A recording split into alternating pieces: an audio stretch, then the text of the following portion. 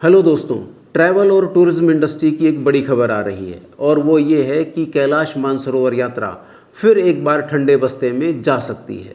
जैसे ही भारत सरकार ने 2026 कैलाश मानसरोवर यात्रा के लिए अपनी तैयारियां शुरू करी, 3 मई को नेपाल सरकार ने अपनी टांग उसमें अड़ा दी है। क्या है ये पूरा मुद्दा, क्या है ये कंट्रोवर्सी, इसके बारे में हम बात करेंगे और कैलाश मानसरोवर यात्रा पर इसका क्या असर पड़ने वाला है। कैलाश मानसरोवर यात्रा दोबारा से होगी भी या नहीं होगी, ये सब बातें हम आपको बताने वाले हैं। आप सब जानते हैं कि सनातन परंपरा में कैलाश पर्वत को भगवान शिव का घर माना जाता है और कैलाश मानसरोवर की जो यात्रा है वो सर्वोच्च तीर्थों में आती है।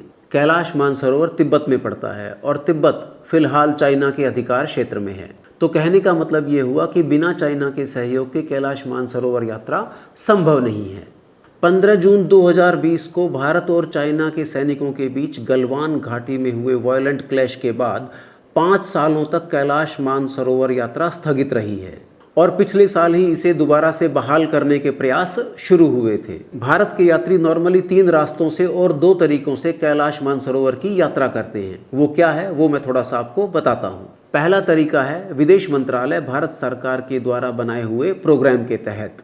इसमें 50-50 के ग्रुप में 1000 से 2000 यात्री प्रति वर्ष लिपुलेख और नाथुला पास के द्वारा चाइना में प्रवेश करते हैं और फिर वो आगे कैलाश मानसरोवर तक जाते हैं। दूसरा जो तरीका है वो अनऑफिशियल है। इसमें जो भारतीय यात्री हैं वो नेपाल जाते हैं अपने एंड पे, इसमें सरकार का कोई रोल नहीं है और वो नेपाल में ट्रैवल एजेंसीज़ के साथ कांटेक्ट करते हैं और वही ट्रैवल एजेंसियां उनको वहां से चाइना के अंदर एंटर कराती हैं और कैलाश मानसरोवर तक की यात्रा कराती हैं। अब वापस आते हैं जो ताज़ा कंट्रोवर्सी है उसके ऊपर। नेपाल पहले भी लिपुलेख पास के ऊपर अपना दावा जताता रहा है। अब एक बार फिर गलवान के बाद जब भारत और चाइना अपने ट्रेड और ट्रैवल को नॉर्मल करने की कोशिश कर रहे हैं तो लिपुलेख को लेकर नेपाल ने उसमें अपनी टांग फिर से अड़ा दी है। अभी जो ताज़ा घटनाक्रम हुआ है उसमें नेपाल सरकार ने भारत और चीन दोनों सरकारों के सामने अपना विरोध दर्ज कराया है।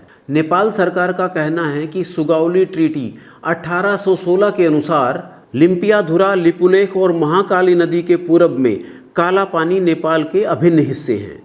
नई दिल्ली और उसके आसपास जितने भी नॉर्थ वेस्ट में यानी कि उत्तर पश्चिम में जितने भी हमारे राज्य पड़ते हैं उनके लिए उत्तराखंड का जो लिपुलेख पास है जो बिल्कुल नेपाल के कॉर्नर पे पड़ता है, ये जो जहाँ पे ये ग्रीन मोटी लाइन बनी है, यहाँ से अगर हम कैलाश मानसरोवर जाते हैं तो ये हमारे सबसे नज़दीकी रास्ता है। अगर मैं दिल्ली को एक सेंटर मान लेता हूँ यहाँ पर ऑरेंज, तो यहाँ से चले और यहाँ पर हम पिथौरागढ़ के लिपुलेख पास से होते हुए और हम कैलाश मानसरोवर पहुँच गए, तो ये रास्ता है जो उत्तर पश्चिमी भारत के लोगों के लिए सबसे ज़्यादा सूट करता है।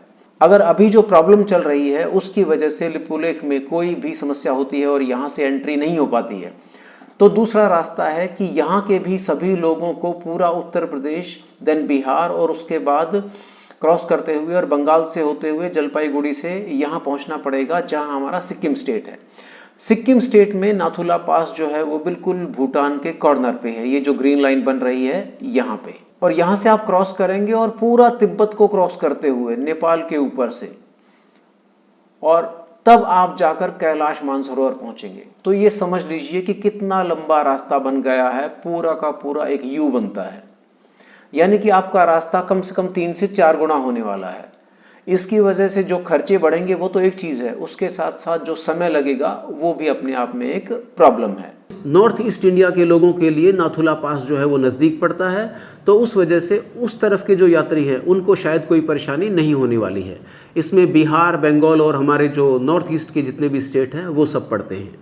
लेकिन हरियाणा, पंजाब, दिल्ली, गुजरात, मध्य प्रदेश, उत्तर प्रदेश, यहाँ से जो यात्री अगर नाथुला होके जाते हैं तो वो उनके लिए निश्चित तौर पर बहुत लंबा रूट बन जाता है। नेपाल की जुमा सिर्फ 1 महीने पुरानी सरकार ही जिस तरीके से भारत सरकार को आंखें दिखा रही है, इससे साफ लगता है कि भारत को अपने पड़ोसियों के प्रति अपनी नीति को बदलने की बहुत सख्त ज़रूरत है। ये हाल तो तब है जब ईरान और अमेरिका की लड़ाई चल रही है और पूरी दुनिया में पेट्रोलियम प्रोडक्ट्स का संकट बना हुआ है और इस सारे घटनाक्रम के बीच में हम अपने पड़ोसियों की पूरी हेल्प भी कर रहे हैं। अब डिप्लोमेटिक लेवल पर इस प्रॉब्लम को भारत सरकार कैसे सुलझाती है, अगले कुछ दिनों में ये सामने आ जाएगा। पर तब तक कैलाश मानसरोवर यात्रा पर कंफ्यूजन की जो सिचुएशन है वो बनी रहने वाली है। पर कुछ जड़ बुद्धि लोगों को और देशों को ये समझ में नहीं आता।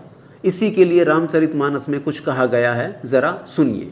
विनय न मानत जलधि जड़, गए 3 दिन बीती, बोले राम सकोप तब, भय बिनु होई न प्रीति।